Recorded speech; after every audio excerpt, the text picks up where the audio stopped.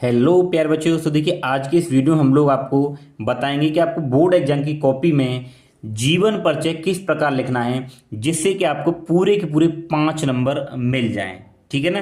तो board exam में class 10th Hindi के पेपर में जीवन परिचय लिखने को आता है 5 नंबर का। ठीक है। तो आज के इस वीडियो में यही बताने वाला हूं कि आप लोग ट्रिक से जीवन परिचय किस प्रकार लिखें कि आपको एग्जामिनर पूरे के पूरे 5 नंबर दे दे। ठीक है ना। तो चलिए वीडियो को स्टार्ट करते हैं। तो देखिए प्यारे बच्चों, सबसे पहले आपको क्या करना है, सूरदास जी का एक संक्षिप्त परिचय आपको यहाँ पे इस प्रकार बॉक्स में तैयार कर लेना है। ठीक है ना। और इस बॉक्स की मदद से ही हम लोग पूरा इनका जीवन परिचय एक पेज में लिख देंगे जिससे कि आपको पूरे के पूरे 5 नंबर मिल जाएंगे। ठीक है, चलिए स्टार्ट करते हैं। तो देखो सबसे पहले आपको यहाँ हेडिंग डालना है, लिखना है संक्षिप्त परिचय ब्लैक पेन से। उसके बाद इनके नाम, जन्म स्थान, पिता का नाम, मृत्यु और रचनाएं आपको बारी बारी से बिल्कुल अच्छी राइटिंग में यहाँ पे लिख देनी है। भैया हिंदी में आपको राइटिंग का विशेष ध्यान रखना है। ठीक है ना। चलिए अब हम लोग क्या करेंगे, ये बॉक्स बना दिया और बॉक्स बनाने के बाद में हम लोग यहाँ पे ब्लैक पेन से हेडिंग डालेंगे जीवन परिचय और लिखना स्टार्ट करते हैं। ठीक है ना। जो जो बीच के मेन इंपोर्टेंट पॉइंट्स हैं उनको हम लोग ब्लैक पेन से यहाँ पे लिखेंगे। तो आप लोग इसको पूरा अच्छे से देखिए। तो यहाँ पे लिखते देखिए सूरदास, यहां से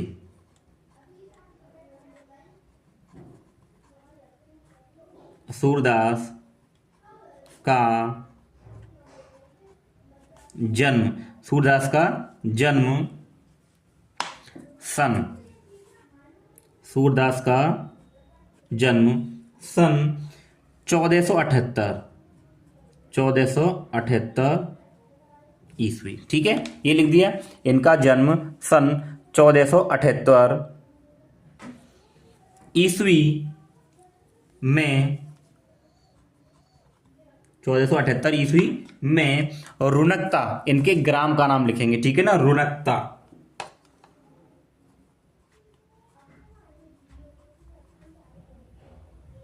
रुनकता नामक, रुनकता नामक, रुनकता नामक ग्राम में हुआ था। ठीक है, ये लिख दिया। अब इसके बाद में हम लोग आगे क्या लिखने वाले हैं, देखिए अब क्या है। देखिए इनके जन्म को लेकर कुछ मतभेद हैं। कुछ लोग ये कहते हैं कि इनका जन्म रुनकता में न होकर कहाँ हुआ था, सीही नामक स्थान पर हुआ था। हम लोग वो भी यहाँ पे लिखेंगे। ठीक है ना। तो यहाँ पे लिखेंगे कुछ विद्वान, कुछ विद्वान, ठीक है, कुछ विद्वान इनका जन्म, इनका जन्म क्या मानते हैं, सीही।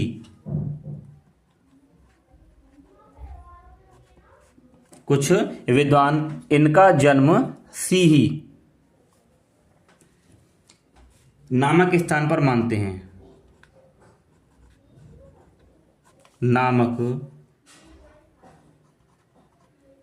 स्थान पर मानते हैं। ठीक है, ये हो गया। अब इनके पिता का नाम लिखेंगे। तो इनके पिता का नाम, इनके पिता का नाम, तो इनके पिता का नाम क्या था, पंडित रामदास। ठीक है ना। तो ये ब्लैक पेन से लिखा जाएगा, पंडित राम दास। ठीक है, इनके पिता का नाम पंडित रामदास था, ये लिख दिया। अब इसके बाद में देखिए और क्या क्या लिखना है आपको। सूरदास जन्म से अंधे थे। ठीक है ना, सूरदास, सूरदास जन्म से अंधे। ठीक है ना, सूरदास जन्म से अंधे थे। अब देखिए भैया, जब जन्म से अंधे थे तो इस पर भी बहुत से मतभेद हैं कि वो जन्म से अंधे थे या नहीं थे। ठीक है, तो हम वो भी लिखेंगे यहाँ पे। कुछ विद्वान, कुछ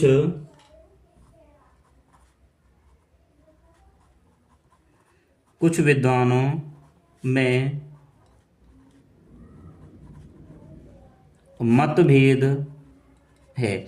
अब क्या मतभेद है कि सूरदास जन्म से अंधे थे या नहीं थे। कुछ विद्वानों में मतभेद है, सूरदास जन्म से अंधे थे, कुछ विद्वानों में मतभेद है कि जन्म से अंधे थे या नहीं थे। ठीक है, अब इसके बाद क्या लिखना है, एक बार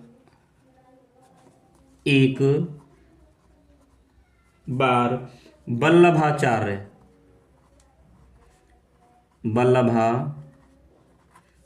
ठीक है, एक बार वल्लभाचार्य जी के दर्शन, एक बार वल्लभाचार्य जी के दर्शन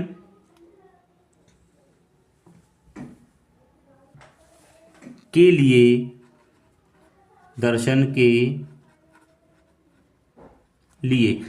एक बार वल्लभाचार्य जी के दर्शन के लिए सूरदास कहाँ पे आए, ये आए थे मथुरा के गऊ घाट पर आए। तो एक बार वल्लभाचार्य जी के दर्शन के लिए सूरदास मथुरा, ठीक है, सूरदास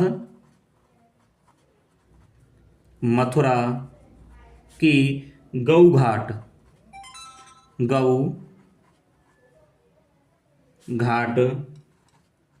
पर आई। ठीक है ना, ठीक है। इसके बाद क्या किया, देखिए सूरदास जी ने क्या, एक स्वचरित, एक अपना एक पद गाया, ठीक है ना, और जिसको सुनकर वल्लभाचार्य जी ने क्या है, उनको अपना शिष्य बना लिया। ये चीज हमें यहाँ पे लिखनी है। ठीक है, अब यहाँ पे लिखेंगे उन्होंने का मतलब कौन, सूरदास जी ने, उन्होंने स्वचरित, ठीक है ना, स्वचरित एक पद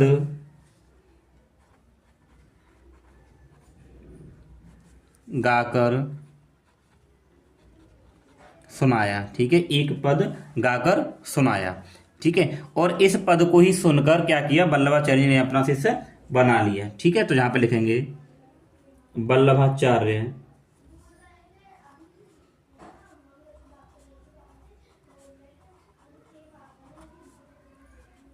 वल्लभाचार्य जी ने इन्हें अपना शिष्य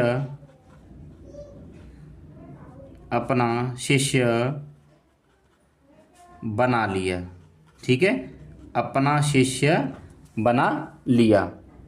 अब इनकी जो मृत्यु है ना, उसके बारे में हम लोग लिखेंगे। देखिए 5 नंबर में ज्यादा कुछ नहीं लिखना होता है, आपको पूरे 5 नंबर मिल जाएंगे। ठीक है, अब यहां पे हम लोग लिखेंगे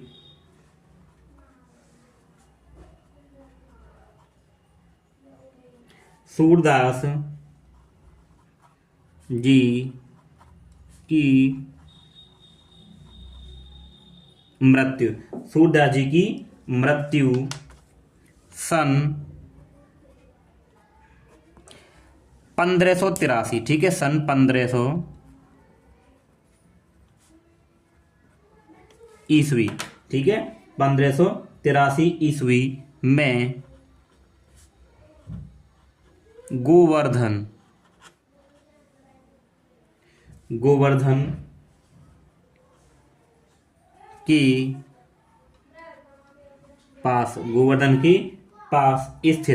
के पास स्थित पारसौली ग्राम, ठीक है, स्थित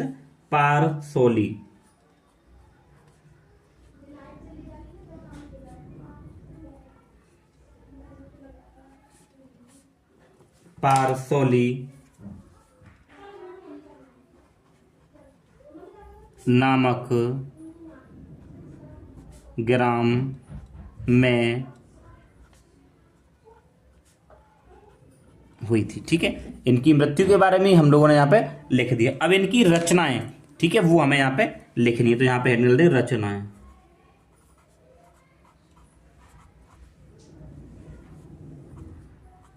रचनाएं, ठीक है, आपको इस तरीके से हेडिंग डाल देनी है, रचनाएं। अब आप इनकी रचनाओं के बारे में लिख दीजिए। तो देखिए रचनाएं कौन कौन सी थी। तो नंबर 1 पे देखिए सूरसागर, सूरसागर, ठीक है। और नंबर 2 पे थी साहित्य लहरी, साहित्य लहरी, ठीक। और तीसरी है सूर सारावली, सूर सारावली। अब आपने इस तरीके से इतनी इनकी रचनाओं को भी यहां पे लिख दिया, तो आपके रचनाओं को भी पूरे नंबर हो जाएंगे, ठीक है ना। और जीवन परिचय के भी यहां पे नंबर हो जाएंगे। इस तरीके से आपको पूरे 5 नंबर मिल जाएंगे। तो इस प्रकार आप अगर जीवन परिचय लिखते हो तो आपको पूरे के पूरे 5 नंबर मिल जाएंगे। ठीक है, ये हो गया सूरदास जी का जीवन परिचय। इससे नेक्स्ट वीडियो में हम लोग लेकर आएंगे तुलसीदास जी का जीवन परिचय। ठीक है ना। तो चलिए मिलते हैं नेक्स्ट वीडियो में।